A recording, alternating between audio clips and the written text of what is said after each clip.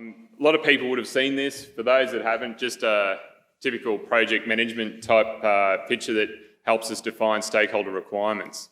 But it's really usable in this kind of situation, and the quote that the single biggest problem is communication, in communication is the illusion that it's taken place could never be more prevalent now. So people's understanding because they've sat in a room and gone through a training package isn't the same as the person sitting beside them.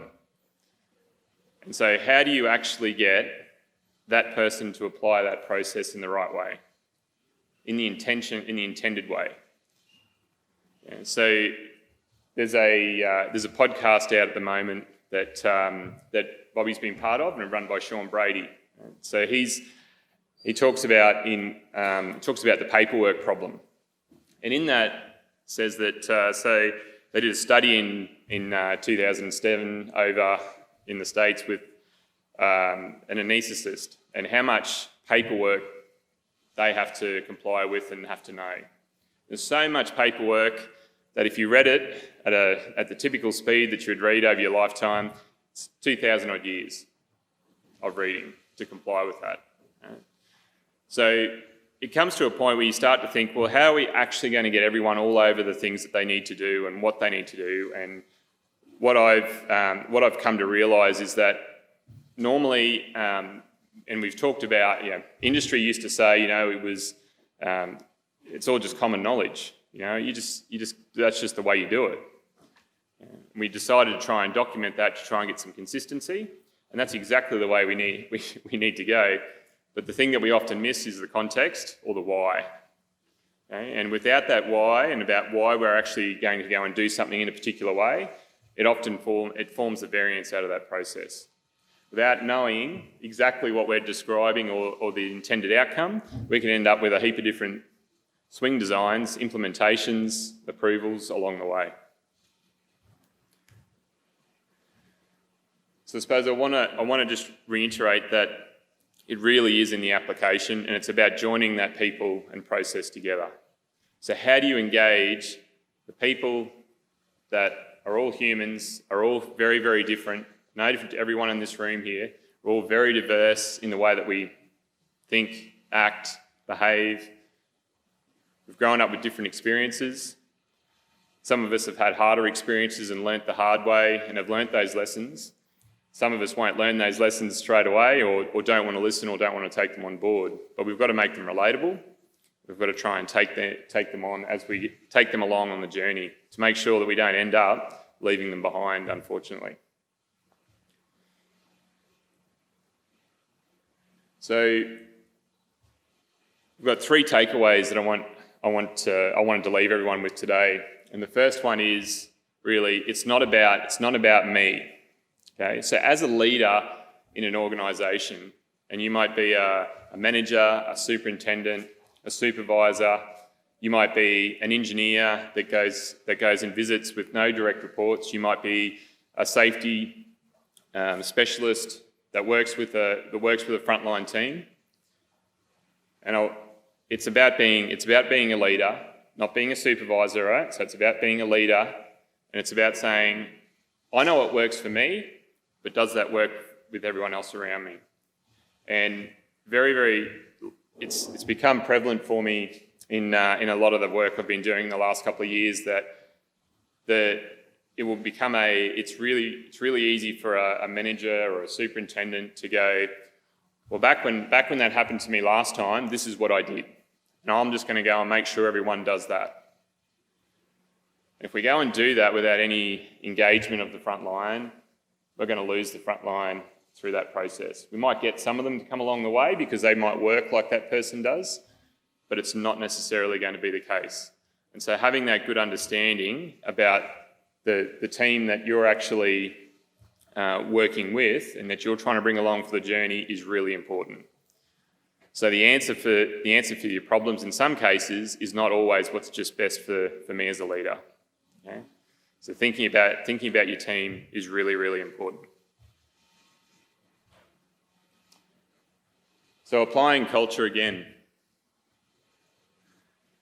And I think it's important just to move slightly away from the word develop to apply, because as much as we want to give as much attention to this as we possibly can, and we talk about it through building, organisations will have culture plans, we'll have team building days, we'll have action plans to support the development of a safety culture, okay, and a production culture, and a culture that embraces diversity or inclusion, and we'll have a culture that supports us to take us on an innovation path. They're all examples of things that you might read in annual reports.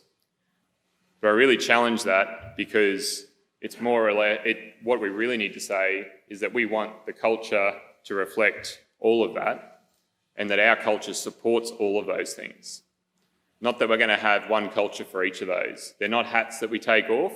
It's how we think, act and behave every day of the week. So the interaction that I'm having with you now and the interaction you have with me is building culture right now. It's building a culture of the Bowen Basin in Moranbah and the way that we think about safety. The fact that we've had that forum is doing that. So for me about the word applying is giving one's full attention to it, okay? So Oxford helped me out with that version via Google, and I thought that was really, really cool, because it is exactly what the intention is for me, is that it's your full attention all the time on culture. And it's not something that you deliberately need to do all the time, but you've got to be conscious of it and you've got to be reflecting on it. So if we're applying culture, which is giving one's full attention to the ideas, beliefs, and the way that the social norms work in whether it's society or your work group, that's going to drive a change. And so when we want to make a change in culture, and whether that's for safety reasons, whether that's for productivity reasons, whether that's to focus more on cost in the environment we're working in at the moment, it's about making it what you know it can be. And so for you as a leader, it's about you understanding that you've got to know what it is first. You've got to know what you want to make it. Because only once you know what you want to make it, you can take those steps to get there. In the meantime, there's going to be good interactions and not so good interactions. It has to be a deliberate way to look at what you want to change. So those interactions that happen between people, and when you go back to site, reflect on those. And I think Naomi and Bobby were talking about that a little bit earlier, about how you interact on the front line, and Bobby was saying at Saraji they're actively changing the way that you ask questions on the front line to get a different answer and a different response. And so thinking about those when you go and have those interactions with people, understanding who you're talking to as well is a very, very important step, and how they are going to respond to you. So it becomes very much about emotional intelligence if we want to go down that path. But at the end of the day, every interaction you have with someone is either chipping away or adding to what will be a great culture for your particular organisation.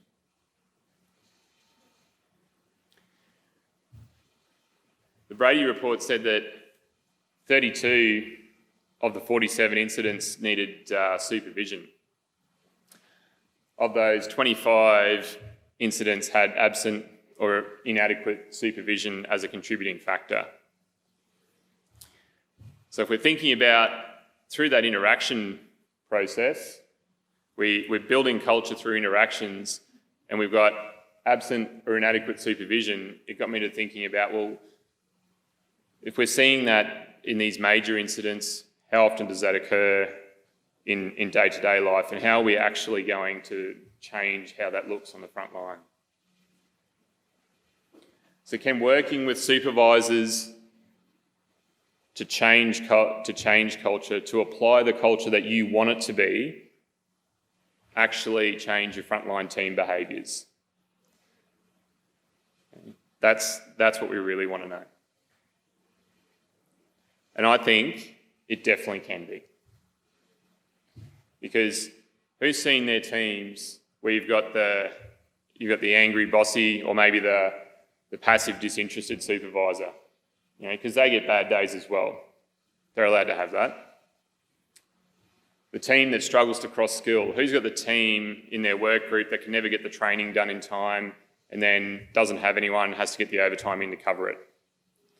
Who has the team with the highest absenteeism? Who has the team with no hazard reporting? So why are those things happening? And are they easy to change? Are they driven by a single person? Is it a couple of rungs up the tree that are causing that? But if there's a disparity between the teams, then I'd suggest that there's something we can do there with the front line and with those supervisors to work through that.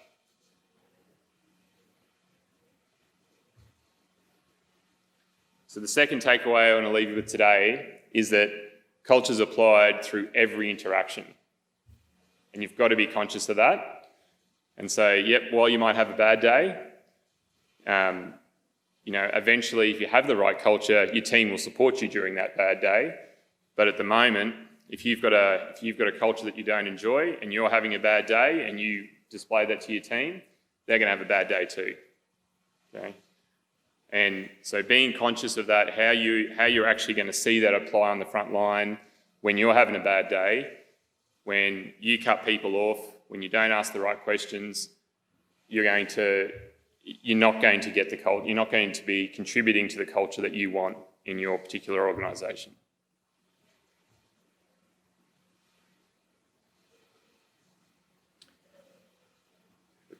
Third one is really around need to know the detail. And Naomi showed us a great tool that she's got that can measure that detail. And if you're not going to use a tool, then I'd suggest you pull out your notebook. Okay? And you need to think about and observe when interactions are occurring, the things that go, yeah, I like that. I like the way that works. Or that didn't work for me. I'm not quite sure why, but I'm going to write it down and I'm going to think about that and I'm going to have a conversation about that later on. So good, applying culture for good, just for me, thinking of some interactions I've had in the past, So I like it when, and this is a frontline person talking, right? I like it when my supervisor asks me how my days off were and actually remembers I was going to visit my sick father. I really like my supervisor because they've done that. They always make time to check in, even when they have the other 25 people in the team as well. And that might be as simple as it's a two-way phone call, it's walking through the workshop, it's really simple stuff, but it's an interaction that builds a relationship. When the culture's going to struggle a bit, we're probably on the other side of the page. Okay? So I don't like when I just feel like a number. We've probably all had that kind of situation at some point. I've been here for 3 months now, and even though my team only has 25 others, my supervisor still doesn't know my name. Okay? So how valued do you feel as an employee on the front line and you're going to work every day to do something for someone, but they don't even know your name? We've all got names on shirts, generally, so it makes that concept really, really hard for that person to be valued at work. First day I'm back on roster, my name's never on the lineup board. How does that make someone feel? And if I've got to go and ask every time, where do you want me to go? That can be quite confronting for people too, particularly if they're new to a team. So just really, really encourage everyone here to go and seek to understand the front line, the felt experience. So if you feel it, if you go out and feel it and ask the right questions, you can get a good understanding of what it's going to feel like to be that person on the front line. Because the things that have caused some of the industry concern and changes recently have all occurred on that front line. We didn't get those. We're not seeing that the effects of decisions being realised further up in those supervisory roles. It's down the front line where we're seeing the real impact. So understanding how that front line, where the maximum exposure is, where all the time is spent, how they're feeling, how they're working, how do we keep them engaged, what do we need to do to make sure that everyone goes home today? That's where the focus needs to be. When I talk about applying culture and you're writing down the things you need to do, nothing complicated. You need to know yourself first, so at least have a go at knowing what you like and what you don't like and how you want to see things work in your team. You want to set a clear vision, so we understand where we want to be. We really want to have a plan. If you don't have a plan, you'll end up wandering all over the place. Okay? You'll be the ant trying to find the way back to the home, and it's not productive. You want to know your team, so take the time to get to know the team, know what makes them tick, know their why, know why they come to work, know what's important to them, ask them about them, engage them about it, get them motivated. And then, most importantly, you want to monitor and hold yourself accountable. So when you hold yourself accountable to delivering, it's extremely powerful in delivering results. Okay? Sometimes you just got to beat yourself up about it, or you've got to get the team to do that for you.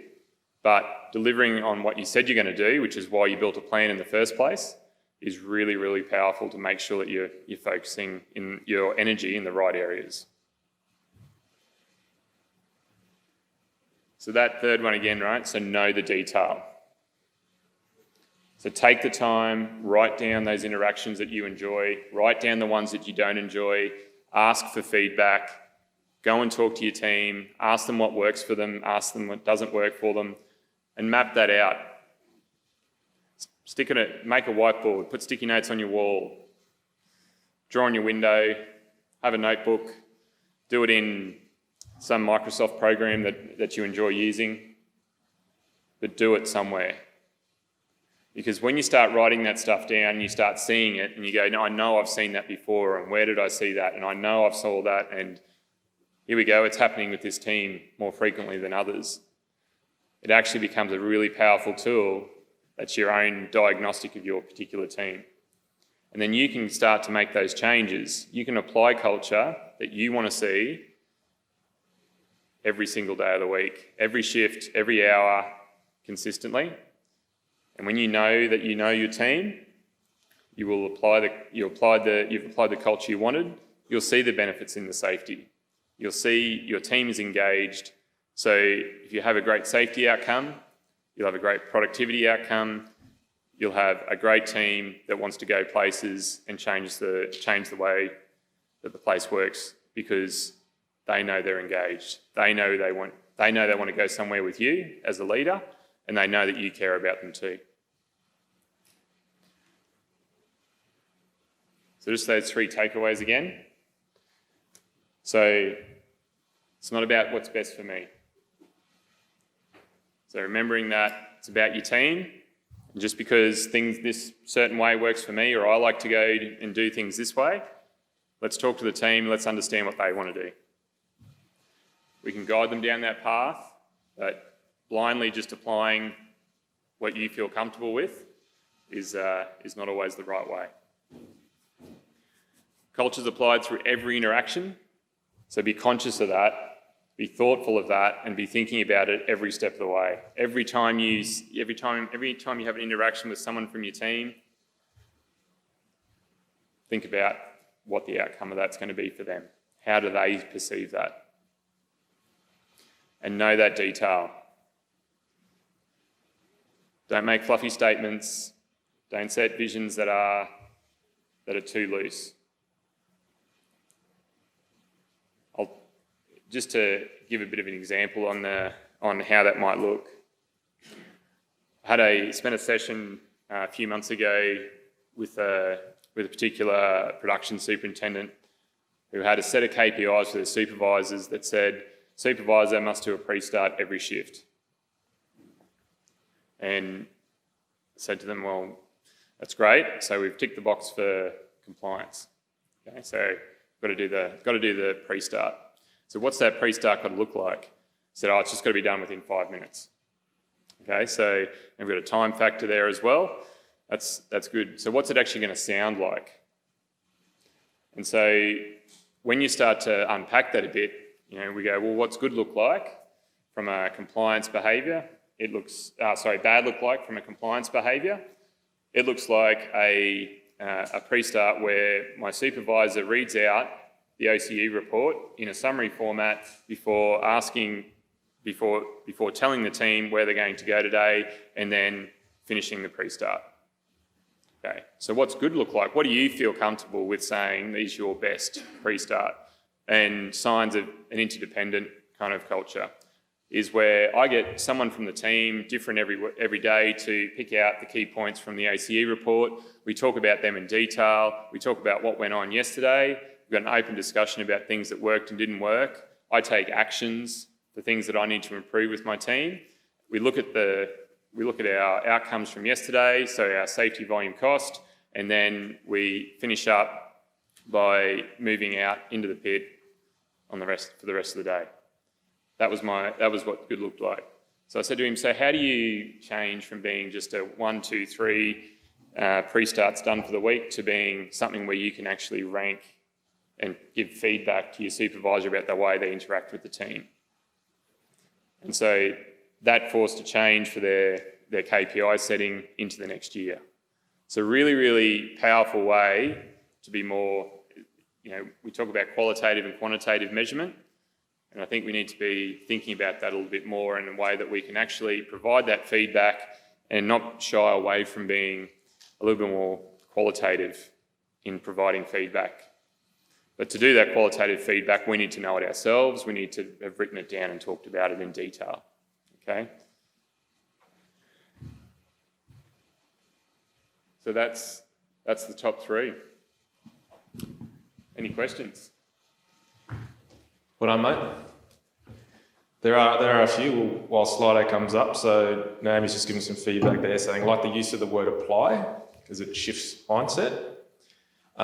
So for me, I'm always coming to the practical level. So some practical applications that people in this room can focus on as of tomorrow. So if we go back to our business, is there 1 or 2 things that you might want to be able to have a look at straight away that might start down this path? Yeah.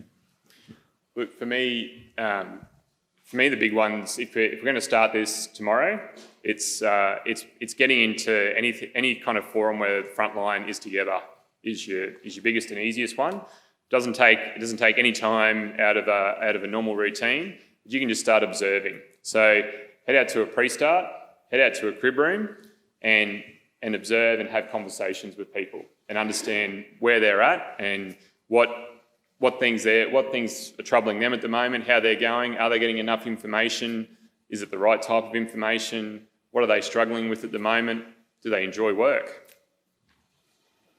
Yep. Excellent. Okay, from Bobby, could you share some examples on how leaders can measure improvement in culture in their teams? Yeah, sure. Thanks, Bobby. So culture in teams when you're improving is one of those things that if you really need to take that snapshot early on, otherwise you don't really tend to see it improve. I had a few, in terms of frontline teams, you start to see things like absenteeism improve. You start to see changes in the number of bullying and harassment complaints you get.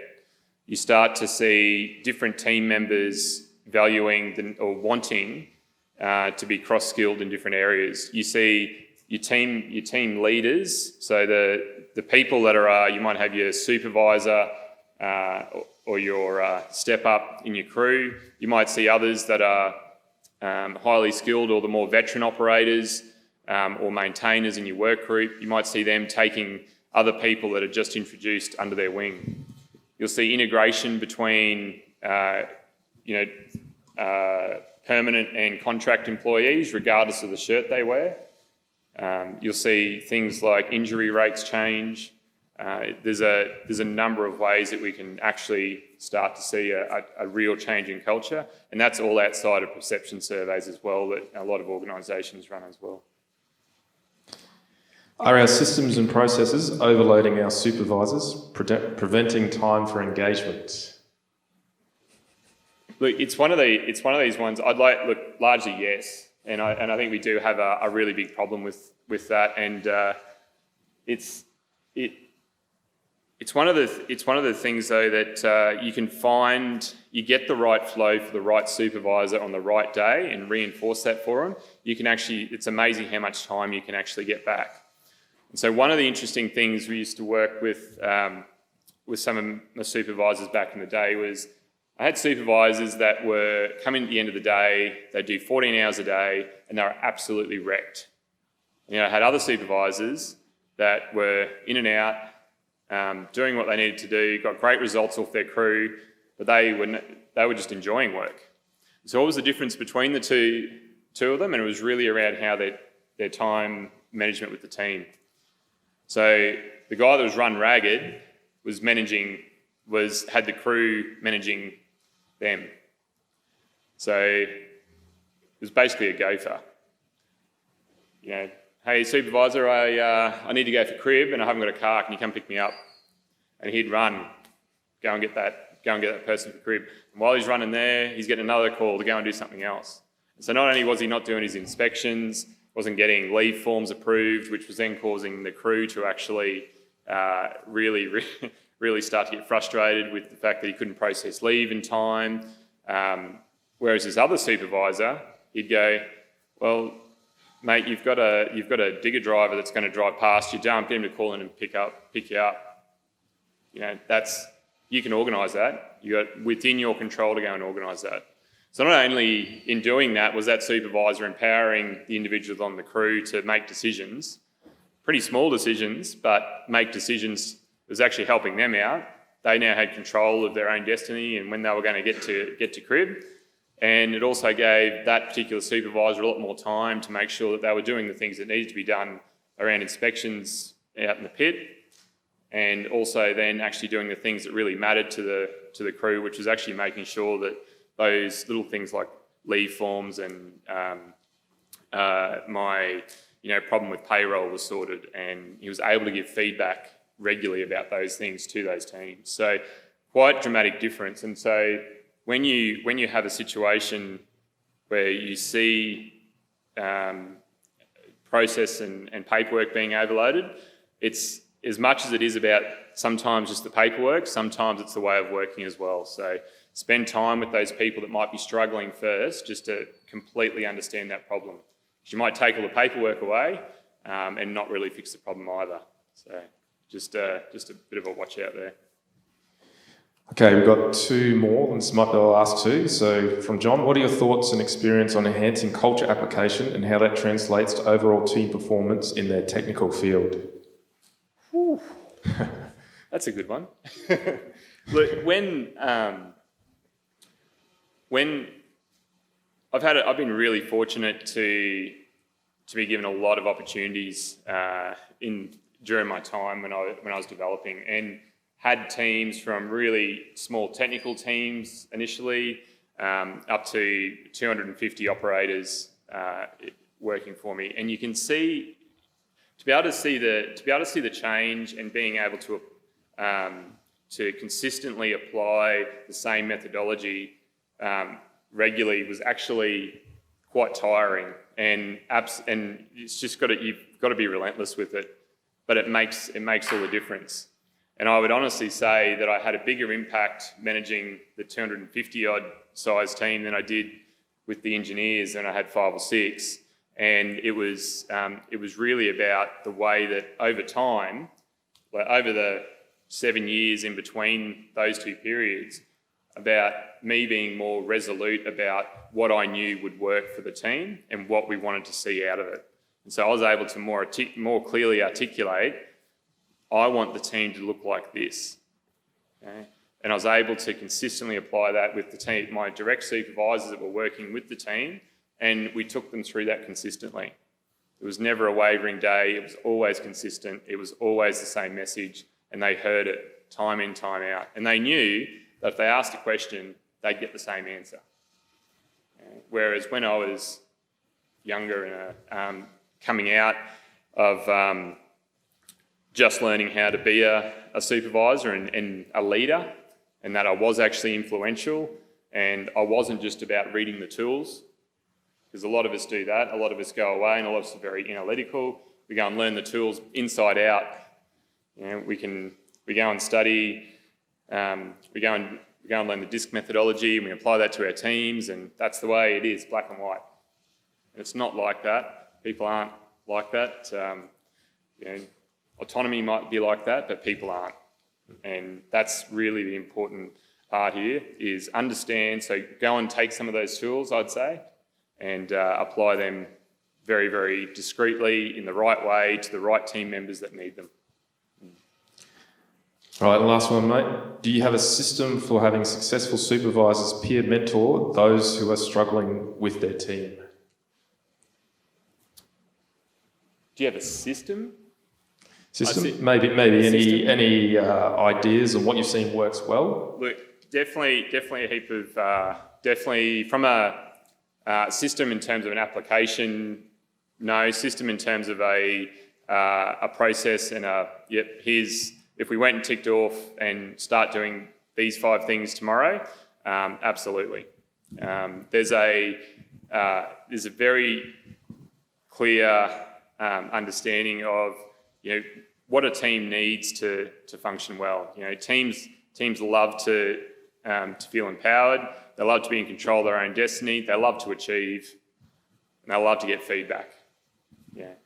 So if you can do all of those things as a supervisor, in amongst all the other things that you have to do as a supervisor, and the one thing that you often miss as a supervisor is managing up, and that's one of the skills that you do actually need some mentoring with, because it is actually a hard skill and nobody ever teaches you that as a supervisor. But managing up is really important, and keeping that noise away. But the rest of it is really just about being, how do you develop a good team? And there's plenty of resources on that, and I'm happy to talk to you about that in the break, or if you flick me an email, I can point out some of those things for you and send you down the right path. It really is some very subtle changes can make such a huge difference in the way that frontline team felt experience, like that really what they feel and what they see on a day-to-day basis actually means.